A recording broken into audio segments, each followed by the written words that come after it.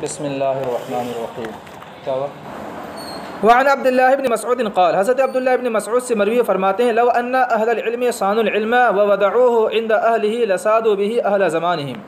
اگر علم والے علم کی حفاظت کرتے، سانا یا سنو کرنا حفاظت کرنا، اگر علم والے علم کی حفاظت کرتے ووضعوه عند اہلہ، اور علم کو اہل علم کے پاس رکھتے، یعنی جو علم کا حقدار ہے، جو علم کا اہل ہے اس کے پاس رکھتے. اس سے پہلے ہم حدیث پاک پڑھ چکے ہیں کہ نا اہل کے پاس علم رکھنا ایسے ہی ہے گویا کہ خنزیر کے گلے میں سونے کا ہار پہنانا. ٹھیک ہے، تو یہی یہاں اسی کی طرف اشارہ ہے کہ اگر اہل علم کی حفاظت کرتے اور علم کو علم کے لائق کے پاس رکھتے لصادوا به اہل زمانہم، تو اس علم کی برکت سے تمام زمانے والوں پر سردار ہو جاتے. سادہ یسود کو نا سردار ہونا. لیکن علماء نے کیا کیا؟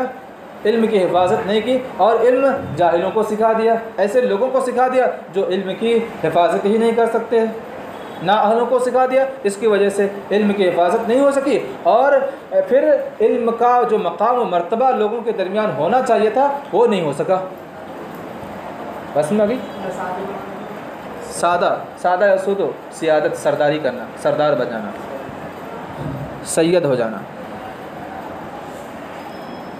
وَلَكِنَّهُمْ بَذَلُوهُ لِأَهْلِ الدُّنْيَا لِيَنَالُوا بِهِ مِنْ دُنْيَاهُمْ. لیکن علماء کرام نے اس علم کو دنیا والوں کے لیے خرچ کیا تاکہ اس علم سے ان کی دنیا حاصل کرے. جو دنیا والے ہیں دنیا والوں کے لیے علم کو خرچ کیا، پیسہ کمانے کے لیے ان کے موافق فتویٰ دے دیا. اگر ان کے خلاف مسئلہ آ رہا تھا تو پیسہ کمانے کے لیے، ان سے حصہ لینے کے لیے، ان کو بچانے کے لیے فتویٰ دے دیا. یہ سب کیا ہے؟ پیسہ کمانے کے لیے دنیا والوں کے لیے علم خرچ کرنا. فہانوا علیہم، تو علماء کرام بھی ان کے اوپر ہلکے ہو گئے، یعنی ان کو معلوم ہو گیا کہ ان کی کوئی اہمیت نہیں، ان کی کوئی وقارت نہیں ہے، یہ تو پیسے کے لیے کام کر رہے ہیں. دین کے لیے کام کرتے تو پھر ان کے نزدیک بھی ان کی اہمیت ہوتی. لہٰذا جب بھی آپ کوئی مسئلہ بتائیں تو حق مسئلہ بتائیں، خوددار عالم بنیں، دنیا کے لیے نہیں. بس میں گئی. سمعت نبیکم یقول، بے شک میں نے تمہارے نبی صلی اللہ تعالی علیہ وسلم کو یہ فرماتے ہوئے سنا. یہ نبی یکم کی اضافت اس لیے کر رہے ہیں تاکہ سامنے والے کو کیا ہو جائے، زیادہ اس میں توجہ ہو. وہ حالانکہ ان کے بھی نبی تھے، سننے والے کے بھی نبی تھے. میں نے آپ کے استاد سے سنا ہے. مطلب یہ ہے کہ آپ اپنے استاد کو فالو کر رہے ہیں تو آپ کو ماننا چاہیے اس کو. کیا؟ من جعل الہموم ہما واحدا ہم آخرتہ کفاہ اللہ ہم دنیاہ. ہموم یہ ہم کی جمع، ہم کا معنی ہوتا ہے غم، پریشانی. اور جس شخص نے تمام غموں کو ایک غم بنا لیا، یعنی آخرت کا غم، یعنی دنیا کے غموں کو چھوڑ دیا اور صرف ان کی نگاہ میں آخرت ہی کا غم ہے، کفاہ اللہ ہم دنیاہ، تو اللہ تبارک و تعالیٰ اس کے دنیا کے غم کے لیے کافی ہوگا. یعنی اللہ تبارک و تعالیٰ اس کے دنیا کے غم ختم کر دے گا، یا اگر کوئی مصیبت پریشانی آئے گی تو اس کو برداشت کرنے کی قوت عطا فرمائے گا اور اس کے دل میں صرف اور صرف آخرت ہی کا غم ہوگا. ومن تشعبت به الہموم فی احوال الدنیا. تشعبہ کا معنی ہوتا ہے متفرق ہونا، پے در پہ ہونا. اور وہ شخص جس کے ساتھ غم آ جائے، یعنی دنیا کے غم آ جائیں، اس کے بعد یہ غم، اس کے بعد بچوں کا غم، اس کے بعد ان کی تعلیم کا غم، اس کے بعد کیسے پڑھائیں گے، کیسے حاصل کمائیں گے، یہ سارے دنیا کے غم آ جائیں. اور وہ شخص جس کے ساتھ دنیا کے غم آ جائیں، دنیا کے احوال پے در پہ آ جائیں، لم یبال اللہ فی ای اودیتہا ہلک، تو اللہ تبارک و تعالیٰ کو اس کی کوئی پرواہ نہیں ہے کہ وہ کس وادی میں ہلاک ہوا. یعنی اللہ تبارک و تعالیٰ کی توجہ سے ہٹ جاتی ہے، نظر کرم اللہ تبارک و تعالیٰ نہیں رکھتا ہے اس بندے پر. بالا یبالی مبالات کا مطلب پرواہ کرنا. تشعبت باب تفاعل سے متفرق ہونا، پے در پہ ہونا. اور وہ شخص جس کے ساتھ ہموم پے در پہ آ جائے، غم پے در پہ، غم سے مراد کیا ہے؟ دنیا کے غم، دنیا کے احوال. ٹھیک ہے، تو یعنی وہ دنیا کے غم میں مصروف رہے، آخرت کے غم کو چھوڑ دے، تو اللہ تبارک و تعالیٰ کو اس کی کوئی پرواہ نہیں ہے کہ وہ کس وادی میں ہلاک ہوا، کیسے ہلاک ہوا، اس کی کوئی نظر کرم نہیں ہوگا. رواہ ابن ماجہ، رواہ البیہقی فی شعب الایمان عن ابن عمر من قولہ من جعل الہموم الی آخرہ. یعنی اس دوسری والی روایت میں من جعل الهموم الى آخری، یہی روایت ہے پہلی والی حدیث پاک، پہلا والا ٹکڑا نہیں ہے۔ وعن الاعمش قال، حضرت اعمش سے مروی فرماتے ہیں قال رسول اللہ صلی اللہ تعالی علیہ وسلم، نبی کریم صلی اللہ تعالی علیہ وسلم نے ارشاد فرمایا آفت العلم النسیان، علم کی آفت بھولنا ہے، بھول جانا ہے۔ جب کوئی آفت آتی ہے تو وہ سامان ضائع ہو جاتا ہے، چوری کی آفت آتی ہے تو سامان ختم ہو جاتا ہے، آندھی کی آفت ہوتی ہے تو گھر برباد ہو جاتے ہیں، تو علم کی بھی آفت ہے۔ یعنی علم کیسے برباد ہوگا؟ نسیان کی وجہ سے علم برباد ہو جاتا ہے۔ لہٰذا اے لوگو تم نسیان سے بچو، ایسے کام مت کرو جس سے نسیان پیدا ہو، جو نسیان کو ختم کرے ایسے اعمال کرو، ایسے وظائف کرو۔ اچھا، علامہ شامی نے بیان کیا ہے کہ 6 چیزوں سے نسیان پیدا ہوتا ہے۔ ایک یہ کہ جوئیں کو نکالے اور زندہ چھوڑ کے پھینک دے، انہیں میں سے ایک یہ ہے کہ کھڑے ہو کر پاجامہ پہنے اور کھڑے ہو کر پاجامہ کھولے، تو اس سے بھی نسیان پیدا ہوتا ہے، اور اس کے علاوہ بھی بہت ساری چیزیں ہیں، ٹھیک ہے۔ اور اسی کے ساتھ ایک ورد بھی بیان کیا کہ اگر کوئی شخص فرض نماز کے بعد تو 21 مرتبہ یہاں پر دائنا ہاتھ رکھ کر پیشانی پر یا قویو کا ورد کرے گا تو اس کا ذہن مضبوط ہوگا، نسیان کا خاتمہ ہوگا۔ وَإِضَاعَتُهُ أَن تُحَدِّثَ بِهِ غَيْرَ أَهْلِهِ، اور علم کا ضائع کرنا، علم کو برباد کرنا یہ ہے کہ تم علم ایسے کو سکھاؤ جو علم کا اہل ہی نہیں ہے، نا اہل ہے، ٹھیک ہے۔ یعنی جاہل کو باریک باریک مسائل بیان کرو، یتربصن بانفسہن ثلاثہ، کہ طلاق والی عورتیں اپنے آپ کو 3 قروء روک کے رکھیں، اب یہاں پہ مسائل چھیڑ دو، بحث چھیڑ دو کہ امام اعظم نے فرمایا کہ یہاں پہ یہ مراد ہے، یہاں پہ طہر مراد ہے، اور ان کا 2 معنی ہے، ایک طہر اور ایک حیض۔ امام شافعی نے یہاں پہ طہر مراد لیا، اس کی وجہ یہ ہے، امام اعظم نے یہاں پر حیض مراد لیا، اس کی وجہ یہ ہے، اس کی وجہ یہ ہے۔ اتنے باریک باریک مسئلے ان کے پاس بیان کرو گے نا، وہ اکتا جائے گا، وہ کہے گا ارے یار یہ کون سے مسائل بیان کرتے ہو، چھوڑو، انکار کر بیٹھے گا۔ ہاں، تو جاہل کے سامنے باریک مسائل، دقیق مسائل بیان کرنا یہ علم کو ضائع کرنا۔ اسی طرح جو علم کو توجہ سے نہ سنے، علم کو متوجہ ہو کر نہ سنے، وہ بھی کیا نااہل ہے علم کے لیے۔ دین کے لیے علم حاصل نہ کرے، دنیا کے لیے علم حاصل کرے، وہ بھی نااہل ہے علم کے لیے۔ بات میں آ گئی۔ رواہ الدارمی مرسلا وعن سفیان ان عمر بن الخطاب قال لکعب، حضرت سفیان سے مروی ہے کہ حضرت عمر بن خطاب نے کہا حضرت کعب سے، یہ کعب احبار ہیں جو تابعی ہیں، یعنی زمانے جاہلیت میں حضور صلی اللہ تعالی علیہ وسلم کا زمانہ تو انہوں نے پایا تھا، لیکن زمانے نبوت میں انہوں نے اسلام قبول نہیں کیا۔ حضرت عمر رضی اللہ تعالیٰ عنہ کے زمانے میں انہوں نے اسلام قبول کیا تھا، تو اس اعتبار سے یہ حضور صلی اللہ علیہ وسلم کے زمانے میں ہوتے ہوئے بھی کیا ہیں، تابعی ہیں، کیونکہ وہ مومن نہیں تھے اس وقت، ٹھیک ہے۔ من ارباب العلم، لیکن یہ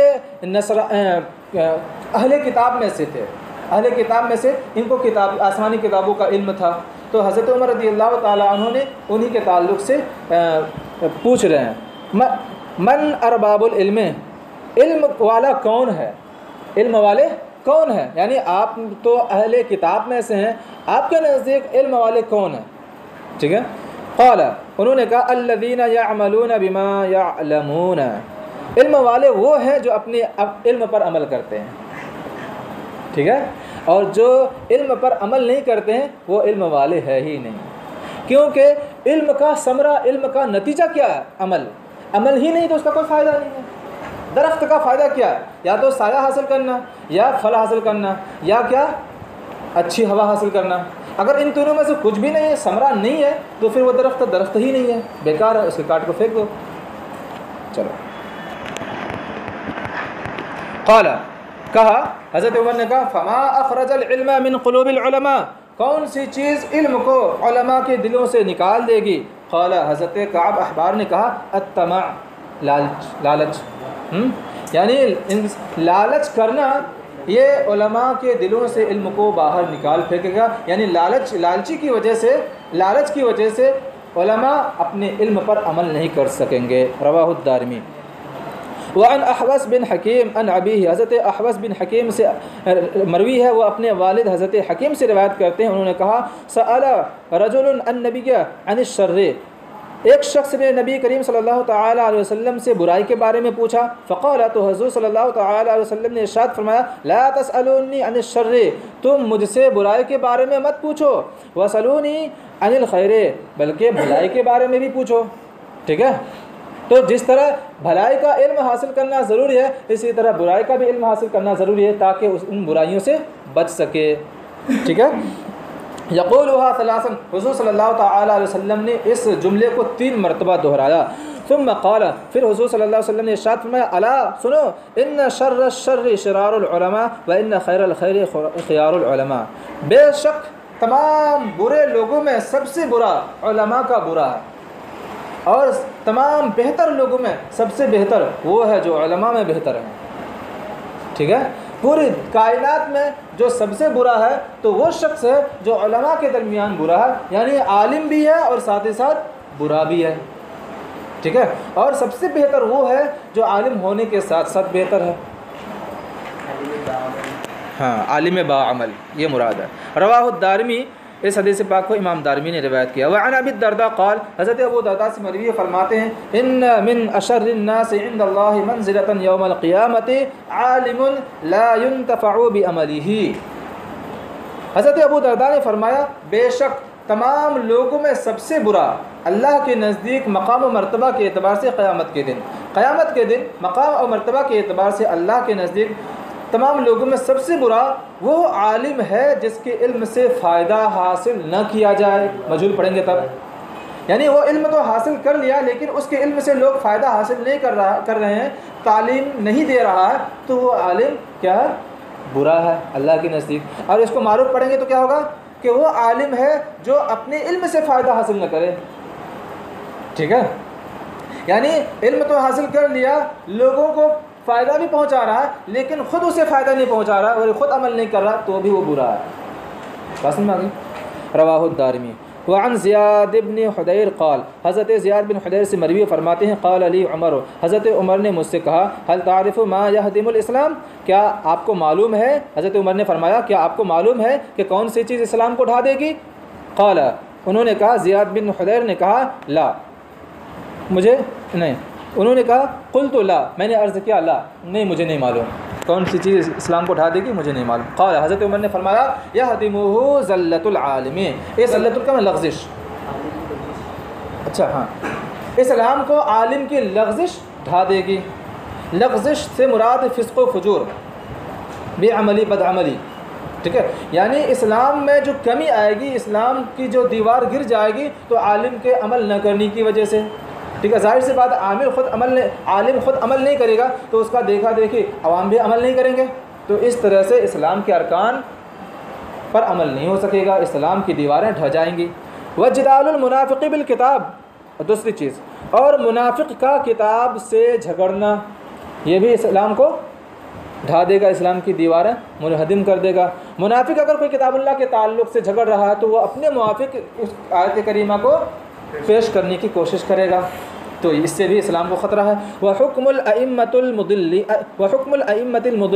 اور گمراہ کرنے والے بادشاہ، ائمہ امام کی جمع پیشوا، حاکم، گمراہ کرنے والے حاکموں کے حکم سے، یعنی گمراہ کرنے والے اگر بادشاہ بن جائیں تو اس کی وجہ سے اسلام کی دیواریں منہدم ہو جائیں گی. وہ ظاہر سی بات ہے اپنے موافق باتیں پیش کرنے کی کوشش کرے گا، اپنے اعتبار سے حکم جاری کرنے کی کوشش کرے گا. رواہ الدارمی. وعن الحسن قال، حضرت حسن بصری سے مروی فرماتے ہیں، فرماتے ہیں، العلم علمان، علم 2 طریقے سے، علم کی 2 قسمیں ہیں. فعلم فی القلب، ایک علم تو دل کا علم ہے، یعنی وہ علم دل میں موجود ہے. فذلک العلم النافع، تو یہ علم نافع ہے جو دل میں ہے، یعنی اس علم سے لوگ بھی عمل کر رہے ہیں، فائدہ حاصل کر رہے ہیں، اور خود علم والا بھی فائدہ حاصل کر رہا ہے. وعلم علی اللسان، اور علم کی دوسری قسم وہ ہے جو صرف زبان پر ہو، دل میں نہ ہو، یعنی عالم صرف بیان کر رہا ہو، خود عمل نہ کر رہا ہو. دوسرے تو فائدہ حاصل کر رہے ہیں لیکن خود عمل نہیں کر رہا. فذلک حجت اللہ عز وجل علی ابن آدم، تو یہ اللہ تبارک و تعالیٰ کی حجت ہے بنی آدم پر. اللہ ارشاد فرماتا ہے، یا ایھا الذین آمنوا لم تقولون ما لا تفعلون، اے ایمان والو تم وہ بات کیوں کہتے ہو جو خود نہیں کرتے ہو. تو یہاں پہ دیکھیے، ایسا عالم جو صرف زبان سے کہے اور خود عمل نہ کرے تو اس پر صادق ہو گیا یہ قول کہ وہ خود ایسا کلام کر رہا ہے جو خود عمل نہیں کر رہا اس پر. تو یہ اللہ تبارک و تعالیٰ کی حجت اور دلیل ہے. رواہ الدارمی. وعن ابی ہریرہ قال، حضرت ابو ہریرہ سے مروی فرماتے ہیں، حفظت من رسول اللہ صلی اللہ تعالی علیہ وسلم وعاءین، وعاء کا معنی ہوتا ہے برتن. یہاں پہ برتن سے مراد علم کا برتن، ٹھیک ہے، برتن بول کر کے علم مراد لیا گیا۔ حضور صلی اللہ تعالیٰ علیہ وسلم سے میں نے 2 طرح کی برتنیں یاد کی، یعنی 2 طرح کی علم حاصل کیے، 2 طرح کے علم حاصل کیے۔ فَأَمَّا أَحَدُهُمَا فَبَثَثْتُهُ فِيكُمْ، رہی بات ان میں سے ایک کی تو میں نے اس علم کو تمہارے درمیان پھیلا دیا، بیان کر دیا۔ بث کو نا پھیلانا، یعنی وہ علم کون سا ہے؟ احکام شریعت، مسائل کے علم، میں نے مسائل کی تمہارے درمیان بیان کر دیے۔ وَأَمَّا الْآخَرُ، اور رہی بات دوسرے قسم کی، فَلَوْ بَثَثْتُهُ قُطِعَ هَذَا الْبُلْعُومُ، اگر میں اس دوسرے قسم کو بیان کر دوں، قُطِعَ هَذَا الْبُلْعُومُ، تو یہ بلعوم کاٹ دیا جائے گا، یعنی مجرد دم، یعنی مجرد طعام، کھانا جاری ہونے کی جگہ، کھانا جاری ہونے کی جگہ کیا؟ یہ گلا۔ یعنی حضرت ابو ہریرہ فرماتے ہیں کہ اگر اس علم کو، یعنی دوسرے قسم کے علم کو میں آپ لوگوں کے سامنے بیان کر دوں تو یہ میرا گلا کاٹ دیا جائے گا۔ دوسرے علم سے کون سا علم مراد ہے؟ تو اس میں 2 روایتیں اس سے پہلے میں بیان کر چکا ہوں کہ ایک یہ تو طریقت کا علم، اسرار طریقت کا علم، کہ طریقت کا علم ایسا ہے کہ اگر میں لوگوں کے سامنے بیان کر دوں تو لوگ کہیں گے کہ یہ بددین ہو گیا، بے دین ہو گیا، اس وجہ سے مجھے مار ڈالیں گے۔ اور دوسری توجہ یہ ہے، یعنی اس میں دوسرا قول یہ بیان کیا جاتا ہے کہ یہاں پر دوسرے قسم کے علم سے مراد اسرار و رموز کا علم، یعنی حضور صلی اللہ تعالیٰ علیہ وسلم نے مجھے اسرار و رموز کا علم عطا فرمایا کہ کون شخص منافق ہوگا، کون شخص فتنہ پھیلانے والا ہوگا، کون شخص برا حاکم ہوگا، کون شخص ظالم حاکم ہوگا۔ اگر میں اس کو بیان کر دوں تو اس کی ذریت، اس کی آل و اولاد مجھے ختم کر دے گی کہ میرے بارے میں ایسا کہتے ہو، تم جھوٹ بول رہے ہو، بات سمجھ آ گئی؟ اسی لیے میں بیان نہیں کر رہا ہوں۔ رواہ البیہقی۔ وعن عبداللہ بن مسعود، حضرت عبداللہ بن مسعود سے مروی ہے، فرماتے ہیں یا ایھا الناس، اے لوگو، من علم شیئا فلیقل بہ، جس نے کسی چیز کا علم حاصل کیا تو وہ کہے، یعنی کسی چیز کا علم حاصل کر لیا اور لوگوں نے اس سے پوچھا تو اس کے سامنے بیان کر دے۔ ومن لم يعلم فلیقل اللہ اعلم، اور جس نے کسی چیز کا علم حاصل نہیں کیا تو وہ کہے اللہ اعلم، اللہ زیادہ جاننے والا ہے، یعنی اس چیز کے بارے میں معلوم نہیں ہے، پھر کسی نے پوچھ لیا تو یہ مت کہے کہ ہاں اس کے بارے میں یہ اٹکل سے جواب نہ دے، بلکہ ڈائریکٹ یہ کہہ دے مجھے نہیں معلوم، اللہ بہتر جانتا ہے۔ حضرت علی فرماتے ہیں لا ادری نصف العلم، لا ادری کہنا یعنی مجھے نہیں معلوم، یہ کہنا نصف علم ہے۔ حضرت امام مالک سے مروی ہے کہ 36 مسائل ایسے ہیں کہ ان سے پوچھا گیا تو انہوں نے جواب دیا مجھے نہیں معلوم۔ خود حضور صلی اللہ تعالی وسلم سے ایک مرتبہ اصحاب کہف کے بارے میں پوچھا گیا تو حضور صلی اللہ علیہ وسلم نے ارشاد فرمایا کہ ابھی وہی نہیں آئی ہے، بعد میں آئے گی تو بتا دوں گا۔ تو جس کے بارے میں تحقیقی علم نہ ہو تو اٹکل پچو سے اس کا جواب نہ دے، بلکہ یہ کہہ دے مجھے نہیں معلوم، بیان پوچھ کر کے بتا دوں گا، معلوم کر کے بتا دوں گا۔ فَإِنَّ مِنَ الْعِلْمِ أَن تَقُولَ لِمَا لَا تَعْلَمُ اللَّهُ أَعْلَمُ، کیونکہ یہ بھی علم کا حصہ ہے کہ تم کہو اس چیز کے بارے میں جس کو نہیں جانتے ہو، کیا کہو؟ اللہ اعلم، جس کے بارے میں نہیں جانتے ہو اس کے تعلق سے اللہ اعلم کہنا بھی علم ہی کا حصہ ہے۔ قال اللہ تعالیٰ علی نبی کی، اللہ تبارک و تعالیٰ نے اپنے نبی سے ارشاد فرمایا قل، آپ فرما دیجئے ما اسألکم علیہ من اجر وما انا من المتکلفین، کہ میں تم سے اس پر کوئی اجر کا سوال نہیں کرتا ہوں اور میں تکلف بیان کرنے والا ہوں، بتکلف بیان کرنے والا نہیں ہوں۔ بتکلف کا مطلب معلوم نہیں ہے پھر بھی ادھر ادھر کر کے بیان کرنا، ایسا میں کرنے والا نہیں ہوں، جو مجھے کنفرم معلوم رہتا اسی کو بیان کرتا ہوں۔ متفق علیہ۔ وعن ابن سیرین، اور حضرت ابن سیرین سے مروی وہ فرماتے ہیں ان ھذا العلم دین فانظروا عمن تأخذون دینکم، بے شک یہ علم دین ہے، یعنی یہ دین کا علم ہے تو تم دیکھو کہ کس سے اپنا دین حاصل کر رہے ہو، ٹھیک ہے؟ تو تم دین علم جس سے حاصل کر رہے ہو اس کے بارے میں غور و فکر کر لو کہ کہیں وہ بدعقیدہ تو نہیں ہے، کہیں وہ بد مذہب والا تو نہیں ہے، پہلے اس کے بارے میں دیکھ لو، جب کنفرم معلوم ہو کہ وہ سنی صحیح العقیدہ ہے پھر اس کے پاس علم حاصل کرو۔ رواہ مسلم۔ وعن حذیفہ قال، اور حضرت حذیفہ سے مروی فرماتے ہیں یا معشر القراء، اے قراء کی جماعت۔ اچھا، قراء یہاں پہ کہا گیا لیکن یہاں پہ مراد عالم ہے، کیونکہ پہلے زمانے میں قاری اسی کو کہا جاتا تھا جو عالم قرآن ہوتا تھا، ٹھیک ہے؟ عالم قرآن ہی کو قاری کہا جاتا تھا، جو عالم قرآن نہیں ہوتا تھا، مشاغی قاری ہوتا تھا، اس کو قاری نہیں کہا جاتا تھا۔ تو یہاں پہ مراد علماء کی جماعت۔ اے علماء کی جماعت، استقیموا، سیدھے رہو، فقد سبقتم سبقا بعیدا، کیونکہ تم بہت پہلے ہو. سبقہ یسبقو کا نا پہلے ہونا، سبقت کرنا، کیونکہ تم بہت زیادہ سبقت کر چکے ہو. اس سے مراد یہاں پر یہ بیان کیا جاتا ہے کہ یہاں پہ صحابہ کرام کی جماعت ہے. نہیں، صحابہ کرام سے کہا جا رہا کہ تم سابقین اولین میں سے ہو، تم سیدھے راستے پر چلو، کیونکہ اگر تم غلط راستے پر چلو گے تو بعد میں آنے والے لوگ تمہاری پیروی کر کے ہوئے وہ غلط راستے کو اختیار کریں گے. بس میں آ گئی. چلیے. وَإِنْ أَخَذْتُمْ يَمِينًا وَشِمَالًا لَقَدْ ضَلَلْتُمْ ضَلَالًا بَعِيدًا، اور اگر تم نے دائیں بائیں اختیار کیا، کبھی ادھر کبھی ادھر، سیدھا راستہ نہیں اختیار کیا، تو تم دور کی گمراہی میں گمراہ ہو جاؤ گے، اور پھر تمہاری وجہ سے بعد میں آنے والے لوگ بھی گمراہ ہو جائیں گے. بس میں آ گئی. رواہ البخاری. وعن ابی ہریرہ قال، اور حضرت ابو ہریرہ سے مروی فرماتے ہیں قال رسول اللہ صلی اللہ تعالی علیہ وسلم، نبی کریم صلی اللہ تعالی علیہ وسلم نے ارشاد فرمایا تعوذوا باللہ من جب الحزن، کہ اللہ کی پناہ حاصل کرو جب حزن سے. جب حزن سے اللہ کی پناہ حاصل کرو. آپ لوگ بھی کہیں گے جب حزن کیا ہوتا ہے؟ صحابہ کرام نے بھی پوچھا تھا. قالوا، صحابہ کرام نے عرض کیا یا رسول اللہ صلی اللہ تعالی علیہ وسلم ما جب الحزن، جب الحزن کس چیز کا نام ہے؟ قال، حضور صلی اللہ تعالی وسلم نے ارشاد فرمایا واد فی جہنم، جہنم میں ایک وادی کا نام ہے. تتعوذ منہ جہنم کل یوم 400 مرۃ، کہ جہنم میں ایک ایسے وادی کا نام ہے جس سے جہنم بھی ہر دن 400 مرتبہ پناہ حاصل کرتا ہے. ٹھیک ہے، یہ ایسی وادی ہے. قیل یا رسول اللہ صلی اللہ تعالی وسلم، کہا گیا یا رسول اللہ صلی اللہ تعالی وسلم من یدخلها، اس وادی میں کون داخل ہوگا؟ قال، حضور صلی اللہ تعالی وسلم نے ارشاد فرمایا القراء المراؤون باعمالهم، ایسے علماء جو اپنے اعمال کو دکھاوا کرتے ہیں، اپنے اعمال میں دکھاوا کرتے ہیں. مراؤن، راء یرائی، مراعات کا معنی ہوتا ہے آپس میں ایک دوسرے کو دکھانا.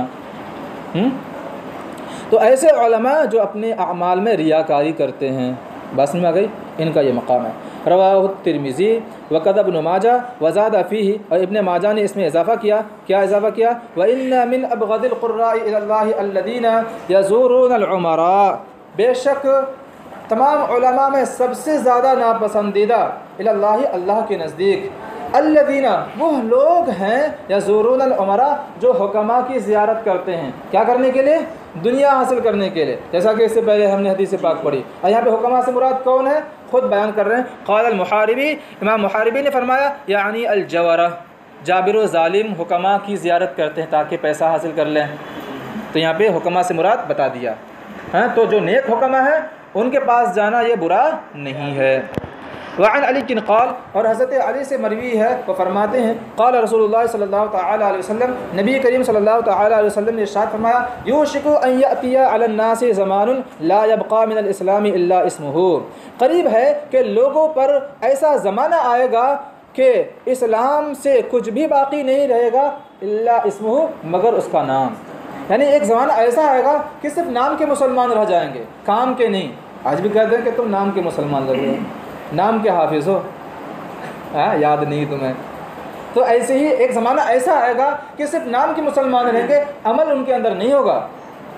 ٹھیک ہے، آج بہت سارے ہیں اپنے آپ کو مسلمان کہتے ہیں لیکن حقیقت میں مسلمان نہیں ہے. ولا يبقى من القرآن الا رسمه، اور قرآن کا کوئی حصہ نہیں رہے گا مگر اس کی لکھاوٹ. صرف تحریریں باقی رہ جائیں گی، قرآن پر عمل کرنے والا کوئی نہیں رہے گا. یا صرف قرآن کو پڑھنے والا رہے گا لیکن اس پر عمل کرنے والا نہیں ہوگا. بس میں آ گئی کہ لوگ آج صرف قرآن پڑھ رہے ہیں اور اصالہ ثواب کے لیے صرف قرآن پڑھ رہے ہیں، اور اس کا جو اصل مقصد تھا اس پر عمل ہی نہیں ہو رہا. بس میں آ گئی. تو یہ بھی مطلب ہو سکتا ہے. مساجدہم عامرۃ وہی خراب من الہدی، ان کی مسجدیں آباد ہوں گی. عامرۃ، آباد ہونا، ان کی مسجدیں آباد ہوں گی لیکن وہی خراب من الہدی، ہدایت کے اعتبار سے ویران ہوگی. مسجدیں تو خوب بھری ہوں گی لیکن ان کے اندر ہدایت نہیں ہوگی. آج وہابیہ دیا بنا کے دیکھیے، ان کی مسجدیں بھری رہتی ہیں لیکن ہدایت سے بالکل خالی رہتی ہے.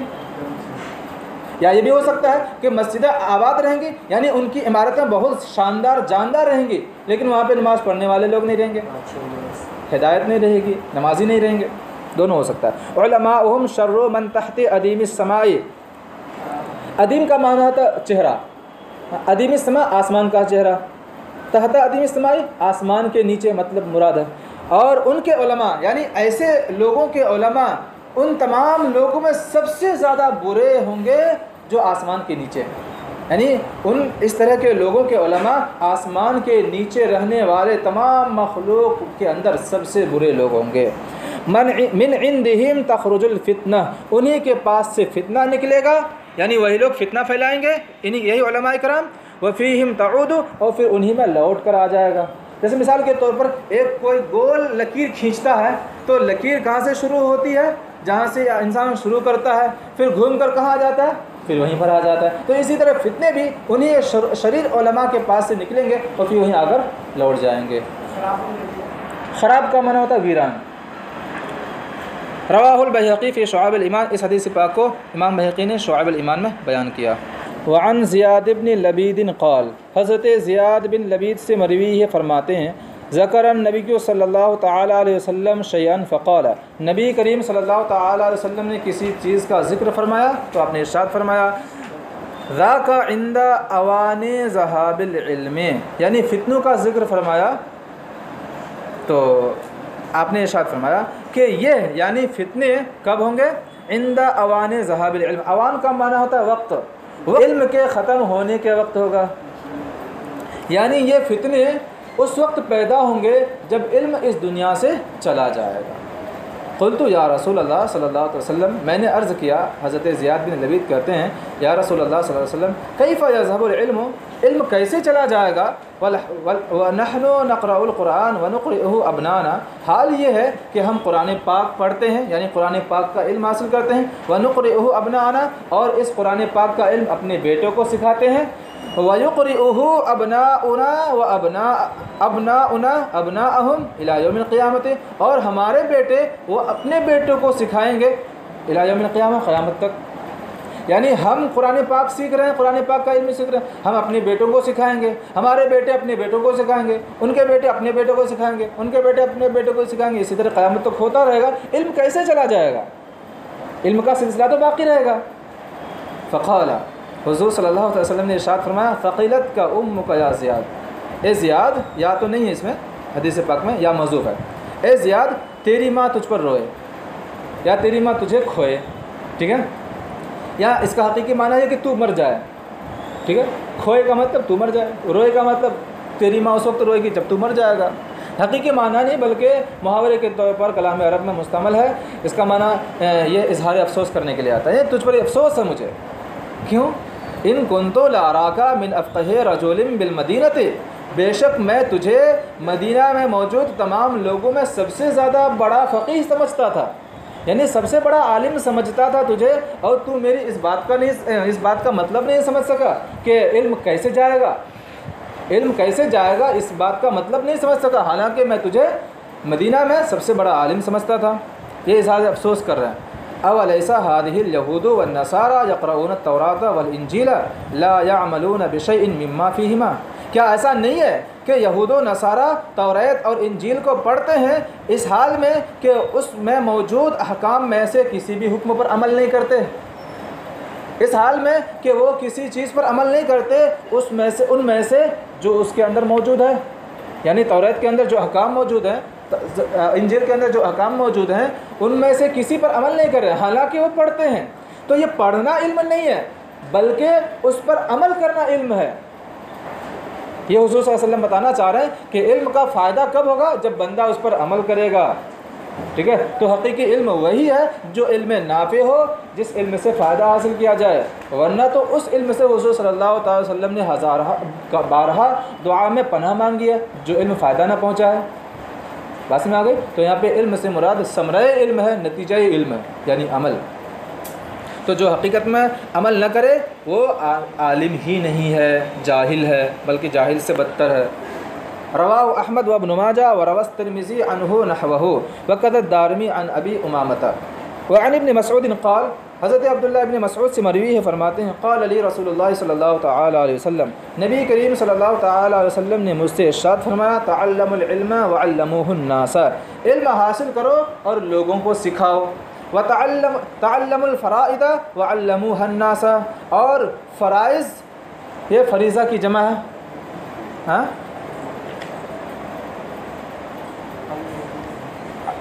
میں نے کیا پڑھا؟ علمو پڑھا. چلیں ٹھیک ہے پڑھ لیتے ہیں پھر سے. تعلموا العلم وعلموه الناس. علموا باب تفعیل سے فعل امر کا صیغہ کہ علم حاصل کرو اور لوگوں کو اس کو سکھاؤ، اس علم کو لوگوں کو بتاؤ. تعلموا الفرائض وعلموها الناس کہ اور فرائض سیکھو اور لوگوں کو فرائض بتاؤ، فرائض سکھاؤ. فرائض یہ فریضہ کی جمع ہے. فریضہ کا مطلب یہ ہے، دو مطلب ہے، اس سے پہلے بتایا تھا کہ وہ علم جو ضروری ہو انسان کے لیے، طہارت کے مسائل، نماز کے مسائل، زکوٰۃ کے مسائل. اور ایک مراد یہ ہے کہ علم میراث کو علم فریضہ بھی کہتے ہیں، دونوں ہو سکتا ہے. تعلموا القرآن وعلموه الناس. قرآن کا علم حاصل کرو اور لوگوں کو قرآن کا علم سکھاؤ. فإنی امرؤ مقبوض کیونکہ میں ایسا آدمی ہوں کہ عنقریب اٹھا لیا جائے گا. یعنی اب میری زندگی اس دنیا میں بہت زیادہ نہیں ہے، جو کچھ حاصل کرنا ہے حاصل کر لو، میرے چلے جانے کے بعد اس دنیا سے وہی کا سلسلہ ختم ہو جائے گا، پھر تمہیں موقع نہیں ملے گا. ٹھیک ہے، جو کچھ حاصل کرنا کر لو. ایسے ہی آپ کے ساتھ بھی ہے کہ آپ کے ساتھ یہ 4-5 سال کے موقع ہیں، اس کے بعد پھر یہ موقع دوبارہ نہیں آئے گا. جو کچھ حاصل کرنا ہے کر لیجیے ابھی سے دل و جان لگا کر. والعلم سینقبض اور علم عنقریب اٹھ جائے گا. عنقریب علم اٹھ جائے گا. علم سے مراد یا تو علم بالوحی، وحی کا علم، تو ظاہر سی بات ہے حضور صلی اللہ علیہ وسلم چلے جائیں گے تو علم کا وحی کا علم بھی ختم ہو جائے گا. یا تو مطلقاً علم، تو مطلقاً علم بھی آخر زمانہ میں ختم ہو جائے گا، علماء اٹھا لیے جائیں گے. وتظہر الفتن حتی یختلف اثنان فی فریضۃ. اور یہاں پہ مراد مطلقاً علم ہے، آگے سے سمجھ میں آ رہا ہے. اور فتنے ظاہر ہوں گے یہاں تک کہ دو آدمی کسی فرض کے تعلق سے جھگڑا کرے گا. کوئی کہے گا کہ یہ ضروری ہے، کوئی کہے گا کہ یہ ضروری نہیں ہے، ضروری مسئلے کے تعلق سے جھگڑا کرے گا. تو اس طرح سے لا یجدان احدا یفصل بینہما. تو یہ دونوں حضرات کسی بھی ایسے مفتی کو نہیں پائیں گے جو ان دونوں کے درمیان فیصلہ کر دے. کسی بھی ایسے آدمی کو نہیں پائیں گے جو ان کے درمیان فیصلہ کرے. عالم ہی نہیں ملے گا جو صحیح مسئلہ بتا دے. ٹھیک ہے. رواہ الدارمی والدارقطنی. تو وعن ابی ہریرہ، اچھا یہ موقع جو ہے نا آخری زمانہ میں ہوگا. وعن ابی ہریرہ قال قال رسول اللہ صلی اللہ تعالی علیہ وسلم. حضرت نبی کریم صلی اللہ تعالی علیہ وسلم نے ارشاد فرمایا مثل علم لا ينتفع به كمثل كنز لا ينفق منه في سبيل اللہ. اس علم کی مثال جس سے فائدہ حاصل نہ کیا جائے، نہ علم والا نہ دوسرے کوئی اور لوگ، فائدہ حاصل نہ کیا جائے، اس خزانے کی طرح ہے جس خزانے سے اللہ کی راہ میں خرچ نہ کیا جائے. جو خزانہ اللہ کی راہ میں خرچ نہ کیا جائے اس کے بارے میں ہم وعیدہ سنتے آ رہے ہیں کہ قیامت میں وہ بچھو بن کر کے آئے گا، سانپ بن کر کے آئے گا. ٹھیک ہے. کنز کہتے ہی اس خزانے کو جس خزانے سے زکوٰۃ صدقہ نہ نکالا جائے. ورنہ اگر کسی کے پاس ہزاروں ملین ڈالر ہو اور اس سے صدقہ اور زکوٰۃ نکال رہا ہے تو اس کو خزانہ نہیں کہیں گے، کنز اس کو نہیں کہیں گے. بات میں آ گئی. تو جو خزانہ اللہ کی بارگاہ میں صدقہ نہ کیا جاتا، زکوٰۃ نہیں دیا جاتا، وہ بہت برا ہے. اسی طرح وہ علم بہت برا ہے جس سے فائدہ حاصل نہ کیا جائے. رواہ احمد والدارمی.